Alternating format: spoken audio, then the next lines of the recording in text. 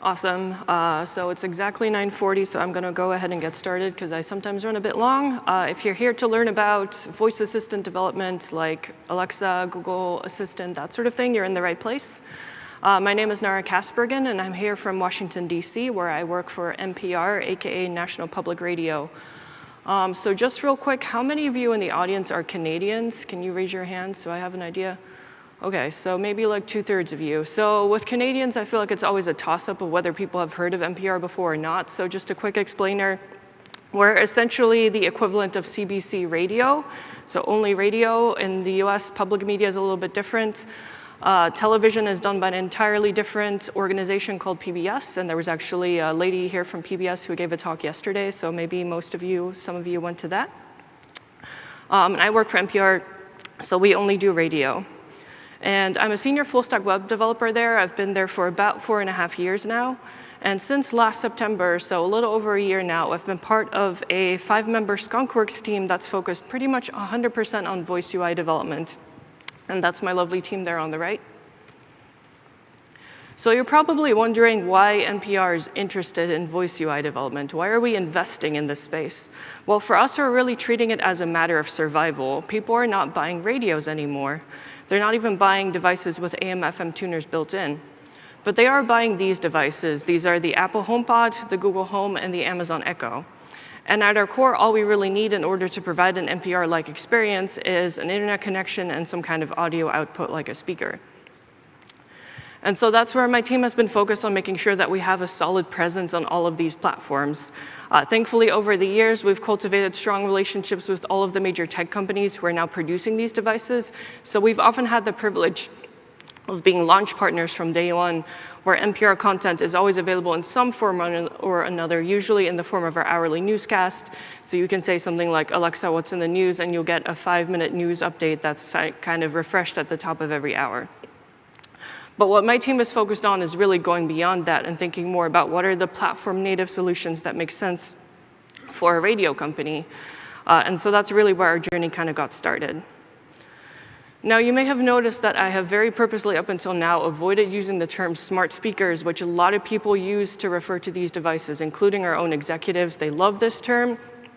Our team has made a very conscious decision not to use that term because we think it's a little bit problematic. Both the smart part, it turns out that these devices are not actually that smart yet, and I personally disagree with the stance that just anything that can connect to the internet is deemed smart. But the part that we take even more issue with is the speakers part, because I think for most of us, the word speaker kind of conjures up this image of like furniture. It's something that just kind of sits there, is passive, it's not really interacting with you. And the reason why we take issue with that is because we think that these companies don't think of themselves as being in the business of producing furniture. They think that they're building voice assistants. They want these devices to be living in your house, to be interacting with you on a daily basis, to help you automate kind of common tasks, and to also forge a closer relationship with that brand. And kind of a great way to demonstrate that is with this commercial, which since most of you are Canadian, maybe you saw this. This is a commercial that came out last winter when Amazon first started selling the Echo here in Canada. And in case you haven't seen it, I figured I would play it now because I think Alexa, it's a great illustrator of how Amazon views Alexa. Alexa, call Tracy's mobile. Calling Tracy's mobile. Hey. Summer. My place. On my way.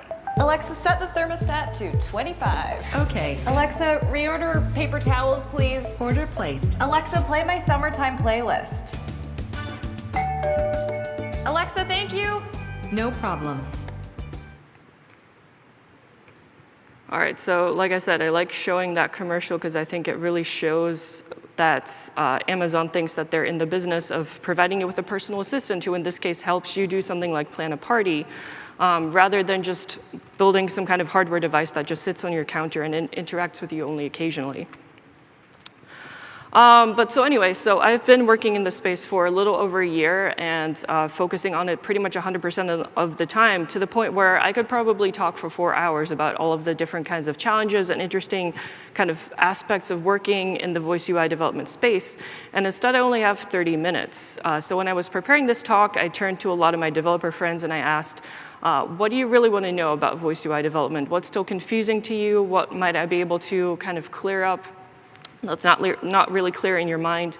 And the interesting part was I got a whole range of questions that kind of stretched a whole gamut of very broad to very specific. But there were some common themes that emerged. And overall, I think the questions that kept coming up over and over were, what can I actually make? There's still a lot of confusion about what these kind of platforms are capable of. And then on a somewhat related note, is it possible to build one app for Amazon Echo, Google Home, and Apple HomePod? So those are the two main things I'm going to dig into today. You might have other questions, and I'm more than happy to talk about it afterwards. I'll be here all day, so feel free to come find me. But we're going to start off with what can you actually make. And here I think it's actually useful to look at a brief history of voice assistants and these voice-activated speaker devices, because I think it really informs where we are today and also where we're headed in the future. And so that timeline kind of looks like this. The story for us really starts in November 2014 when Amazon launched the Echo and kind of took the world by storm. They had hinted that they were going to do this, but I think everyone was still surprised that the technology was a lot further along than they thought. And then in June 2015, they followed that up by opening up their developer platform to third-party developers, what they call the Alexa Skills Kit. Now, Google had always had some voice-activated technologies that were kind of scattered around different kinds of product lines. So in 2016, in May, they kind of took those, packaged them together a little bit more cohesively, and rebranded them as Google Assistant. And that was all very obviously leading up to that November when they launched the Google Home. 2017 was an interesting year because it brought a couple of new players to the space that you maybe hadn't quite expected to find here. Samsung announced that they were getting into this game. They came out with a voice assistant called Bixby and laid out at least a rough timeline of when they wanted to start integrating Bixby into various of their hardware devices. And then Microsoft had Cortana for years, but it was focused a lot more on integration with Windows Phone and the Windows desktop. But they kind of surprised everyone in October 2017 by announcing a partnership with Harman Kardon, the very famous speaker manufacturers, and came out with a Cortana-powered speaker. And then in 2018, so far, the really big news, of course, was the Apple HomePod. That was announced last year, but it did not actually go on sale until February. And from a third-party developer perspective, what's been interesting to note is that there's kind of a natural evolution that all of these device manufacturers are following when it comes to developing developer ecosystems, allowing third-party developers to integrate with their platforms. So the step one where they always kind of start off is by adding voice activation to their existing custom app ecosystem. So here I'm talking about the native mobile apps that you publish to the Apple App Store, the Google Play Store, et cetera, basically adding voice capabilities to those. Step two, though, is that they very quickly realized for the standalone speakers in particular that they need more content. And the easiest way to add content is using RSS feeds. That allows you to pull in news and podcasts. And so that's where NPR has gotten pretty lucky because those are things that we produce already. But then step three, which is really the holy grail for everyone, is where they add support for custom skills. So completely standalone apps that are only for these voice-activated speakers or voice assistant devices. And so where we are today is basically here. Apple, because they're so late in the game, really still only has step one going for them. They've dabbled a little bit in step two, but it's not really formalized. Samsung is kind of in a similar spot. There is a Samsung App Store that was mostly built for the Samsung Gear watches. So it's not really very extensive. So they realize, I think, that they have to very quickly move on to allowing other developer capabilities. But it doesn't seem to be very fleshed out yet. It's not open to everyone. Microsoft is sort of kind of almost in step three. They do have the Cortana Skills Kit, but I think the challenge with Cortana has been that about once a year they announce that they're making major breaking changes to their platform. And last year they also confused everyone by announcing a partnership with Alexa where you can build Alexa skills for Cortana. And that's very confusing, and I think most of us just don't really know what to make of that. So the only companies that I would say are sort of solidly in the step three phase right now are Amazon and Google for Alexa and Google Assistant. And in the step three phase, of course, that's where you can really build anything where sort of the sky is the limit for the most part. So some conclusions based on what I've shown so far. Amazon has a 2-year lead, and that's really significant in technical terms. 2 years is like a decade in almost any other kind of timeline. And that means that Amazon has really had the ability to sort of set their standard for what all of these developer ecosystems look like. On a similar note, like I mentioned, only Amazon and Google have fully developed ecosystems. A big focus is adding access to news and podcasts via RSS. And then I didn't mention this before, but home automation is often a secondary focus. If you go back here, it's almost kind of like a step 2.5, where this is what a lot of people buy these devices for, right? You just want to be able to say, Alexa, turn on my kitchen lights, and your smart home lights in your kitchen turn on. And the way that they do that is usually not through some kind of completely custom skill, but they add a kind of IFTTT type of integration where it maps that utterance of turn on the kitchen lights to just turning on those kitchen lights. And they're sort of, it's a very sandboxed environment where you can't really do anything else, but it's a lot simpler than developing a whole custom skill for that. So that's kind of where we are today, but I figured I would leave the most time to dig into this one because I think it's the one that people are most curious about. And so the question is, can you build one skill to rule them all? And the answer is sort of yes, sort of no. Like we've touched on already, you can really only build something fully fledged for Amazon Alexa and Google Assistant. You cannot really build anything at all for Siri quite yet. And so digging in a little bit more into Alexa and Google and their ecosystems, one thing that's interesting about these is that they very heavily leverage their existing cloud infrastructure. In particular, they really want you to use their serverless technologies like AWS Lambda and Google Cloud Functions. You do not have to use these in order to develop these voice skills. You can also build a traditional REST API that's accessed by their services. And so I'll come back to that serverless versus server debate in a little bit.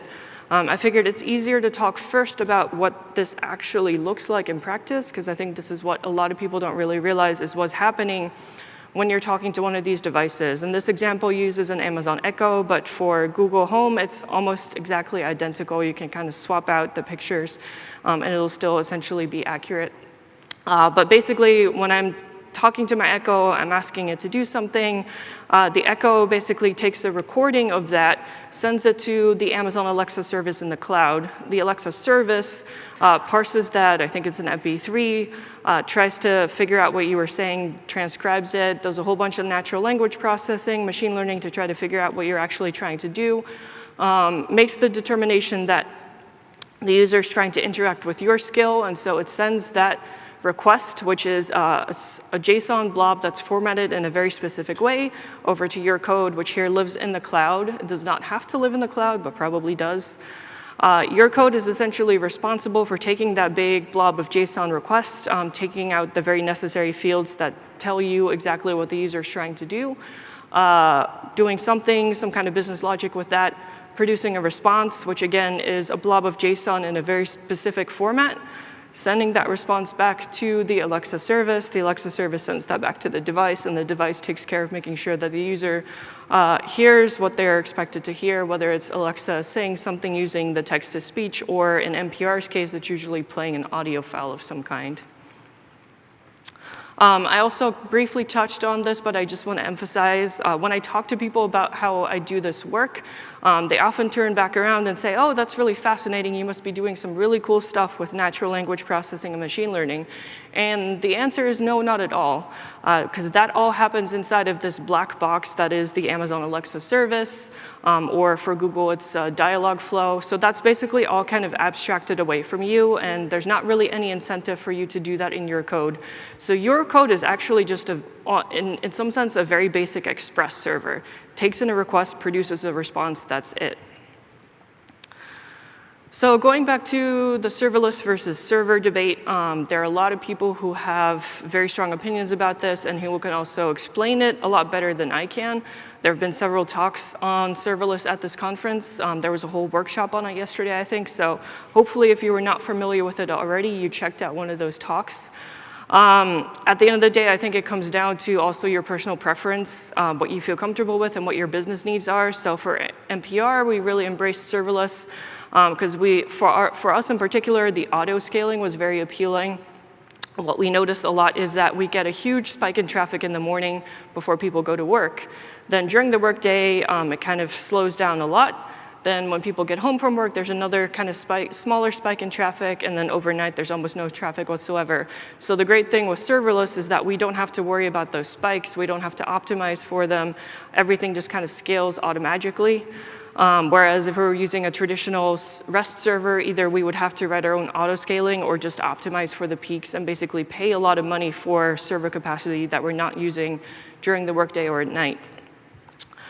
So if we just kind of make the baseline assumption that we do want to use serverless, it's great, it's very easy to use with these platforms, then Node.js is actually a clear winner compared to all other languages because it is the only one, I believe, that is fully supported on every single functions as a service provider, including Lambda, Cloud Functions, Azure, et cetera, et cetera. The other reason, though, to use Node.js is because there are official SDKs for Alexa, for Actions on Google, even for Cortana, and they're actually not bad. They're actually pretty nice to work with overall. What's really nice about them is that they take a lot of the boilerplate away from having to deal with these giant blobs of JSON requests and also the response format that you have to follow and kind of leave you a very fluent interface to kind of describe and capture what you're really trying to do. So for example, if you're trying to just have some text-to-speech output like Alexa saying hello, there's a function called .speak. If you want Alexa to ask a question and then wait for a response, that's called a reprompt. So that's where you just use that .reprompt function. Both Alexa and Google Assistant have these companion apps for your phone that you can send cards to with more information. And so there's a function called .withSimpleCard that you pass a title and some content and possibly also an image and some other things. And then for us at NPR, the important thing is always the ability to play audio. And so there's a function called .addAudioPlayerPlay directive that takes a few different parameters, but the most important one is just a URL to that audio file. And it kind of takes care of all of the other kind of work that's needed in order to play that audio file. So that's pretty nice to work with.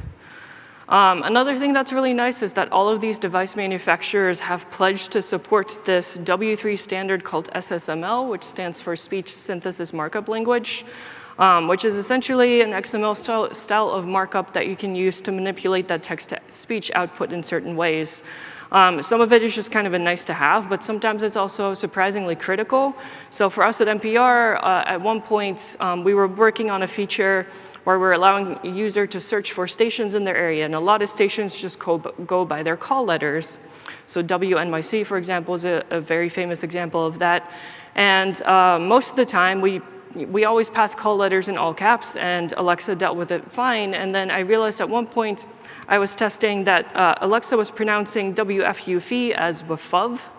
I have no idea why. We were passing it in all caps. You would think it would be treated like an acronym, but it wasn't being treated like an acronym. But thankfully, SSML to the rescue, there's this tag that you can use called say as, and in this case, you use the property interpret as and set that to characters, which basically says treat this like an acronym. And so we always pass that around the call letters now, and that basically forces Alexa and Google Assistant and Cortana, et cetera, to make sure that WFUV is always pronounced WFUV and not WFUV. And similarly, there's other things that you can do, like insert longer pauses in the text. You can also slow down the rate of speech and also change the pitch of the text and several other things like that. So going back to sort of our server architecture, one thing that we realized as we started building this was that the business logic that we were having to do, in this particular case, we're working on this skill that plays the stream of the member station closest to you. And so the biggest part of that was searching for that station. That was really the core business logic that had to happen. And that was all being outsourced to an API that we already have. We have an API that is specifically designed to help you find an NPR member station based on a search query. And so we realized that what we had really built was like a BFF, a backend for front end, which is not really a new idea. We hadn't necessarily intentionally set out to do it this way, but we just kind of realized that's what we're doing. So our code was really just responsible for taking in that request, trying to figure out what the search query is, then sending that search query onto, quote unquote, the real API that was doing all of the work of finding that station. And then our code was responsible for taking in that response, response, figuring out if there was an error and handling that appropriately, or otherwise producing that response body and sending it back to the Alexa service. So our code was very thin and simple. But what was great about this approach is that we started thinking very quickly about how do we scale this to also include Google Assistant? How do we try to avoid having to write the same code all over again? Because we know that we essentially just want to do the same thing on multiple platforms. And so we realized that we could basically do that by having multiple BFFs. So one BFF for Alexa, one BFF for Google Assistant. And what was even better there is that that kind of core business logic of going out to the API with a search query, waiting for the response, and parsing that response, figuring out if there was an error, was something that they could share. That was basically like a controller function in the traditional MVC pattern. So overall, we ended up with just one code base that powers both of our skills. About 60% of that code is shared, and really the only thing that's different is like the view layer in the MVC pattern. Essentially, there's a view for Alexa utilizing the SDK, and there's a view for Google Assistant utilizing the SDK. And we do all of this by producing different builds using gulp. But again, just all the code lives in one code base. And I talked about the MVC pattern, and so part of the glue that kind of allows all this to work as well is a model that we call the generic response model. We use TypeScript, which is why you might see the public syntax here. But the idea was we were going through it, and we realized that there were common properties and responses for both Alexa and Google Assistant. The JSON actual outputs, the view layer that we had to produce was different, but they almost always consisted of the same parts. And so the controller is essentially responsible for updating the generic response model with the information, sends that back to the view, and the view sends it back to those specific services, depending on the need. Some challenges, though, working in the space. Overall, we've realized that text-to-speech is still king, which is a challenge for us as an audio company. As an example, Google didn't even add support for their native audio player until February of 2018. And it's still lacking a lot of key features, which is why we haven't actually shipped any of our Google Assistant stuff yet. So if there's anyone here from the Google Assistant team, I would love to talk to you because I have many opinions. So that's been a big challenge, especially with our stakeholders always coming in and basically being like, but these things are speakers, why can't they play audio? And that's because these device manufacturers are just not really thinking about audio yet. They're just focused on text-to-speech. These devices are also fairly sandboxed, and especially for us coming from web development, the other developer on my team and I, we were both kind of traditional full-stack web developers. And so we've kind of gotten used to taking for granted things like knowing where the user is located. Almost any time that you're interacting with any of NPR's products, particularly in the US, is that we're always basically trying to figure out where you're located, usually using something like GeoIP, because we want to display the branding for your local member station at the top of the website or the app that you're visiting, that sort of thing. And we realized pretty quickly that we can't actually do that with these devices. We don't know where the user is. And the best solution that we found to that was basically just by compromising on the user experience. We actually asked the user to specify the location where they're at if they don't know the name of the station that they want to listen to. And then finally, error handling is also very different and interesting from when you're developing for the web. So here it's easiest to go back to one of these earlier pictures. I mentioned this a little bit, but basically when you talk to your Echo and your Echo sends that request to the Alexa service does all the natural language processing and machine learning to try to figure out at its core just whether the user is trying to interact with your skill or not. And the Alexa service can actually get that wrong. The user could very well be trying to interact with your skill, and the Alexa service decides, the user didn't really say that right. I don't think they're trying to interact with your skill.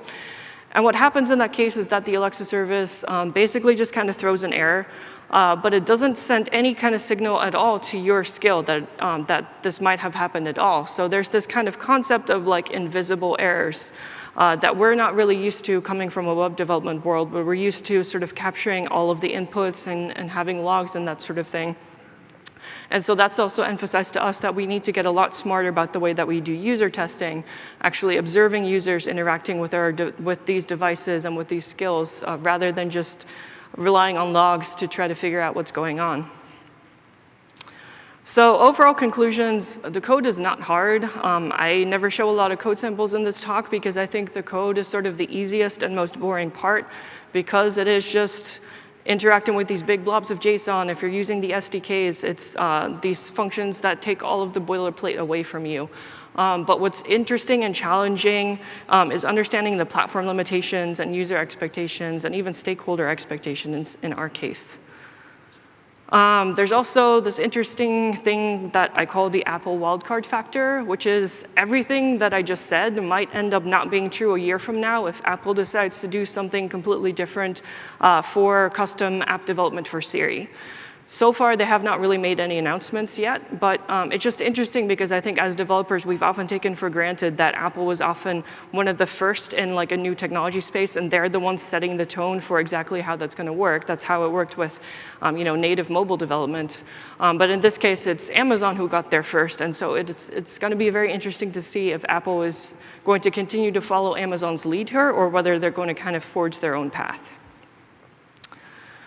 And then finally, I always like to end on talking about some open source opportunities. I don't contribute a lot to open source myself, but I have a lot of friends who do. And when I started working in this space, a lot of them were very curious and very interested, and they kept asking, what do you need? What would be helpful in terms of tooling or things like that in this space? Would it be helpful to have, for example, a formalized framework for developing these voice apps? And my answer for that one was not really, because like I mentioned, the code itself is not hard. The SDKs already take so much of the boilerplate away, so if you build a framework around that, you're adding abstractions on top of abstractions and taking you so far away from the nuts and bolts that I think that kind of stops being useful at a certain point. But what we struggle with the most is QA. Again, we come from web development, and NPR has a fairly test-driven culture. And so we've always had this rule where any kind of feature that you write needs to be both unit tested and have some kind of functional or end-to-end test covering it as well. So for example, for front end, we would use tools like Selenium or wrappers like Nightwatch.js to do that. But there's no equivalence like that for voice. We can do unit testing, but at the end of the day, unit tests don't give us a lot of confidence that when a user is actually speaking to one of these devices, it's going to do what we think it's going to do. And so we would love to have that kind of end-to-end testing framework. It doesn't exist yet. And so for now, what is the most time-consuming part for us is literally any new feature that we build, someone actually has to go in a room with an Alexa and run through all of these manual test scripts, which is extremely tedious. And on that note, some kind of late-breaking news, but if this whole idea of QA for voice UI, especially QA automation for voice UI is interesting to you, we actually have a job listing for that right now. They kept asking us, can we add another developer to your team? Because we love what you're doing, but you're not moving fast enough. And we kept saying, the bottleneck is not developer time, it's QA. And kept pushing that enough until they basically created this position for us. It is only based in DC, unfortunately, but I'm happy to talk to you about why I think it'd be worth relocating and why it'd be awesome to work on this space. So feel free to come talk to me afterwards if this is something that you're interested in. And then I have a whole bunch of resources in my slides that I'm not going to go through because I'm pretty short on time, but feel free to ask me afterwards if you're curious what any of these are for. There's some from NPR, and then some from other places on the web. And that's about it. I think I have like a minute and a half for questions, and like I mentioned, I'm also around all day, so feel free to come talk to me. I have many opinions, and we'll gladly talk about this stuff for hours. So thank you.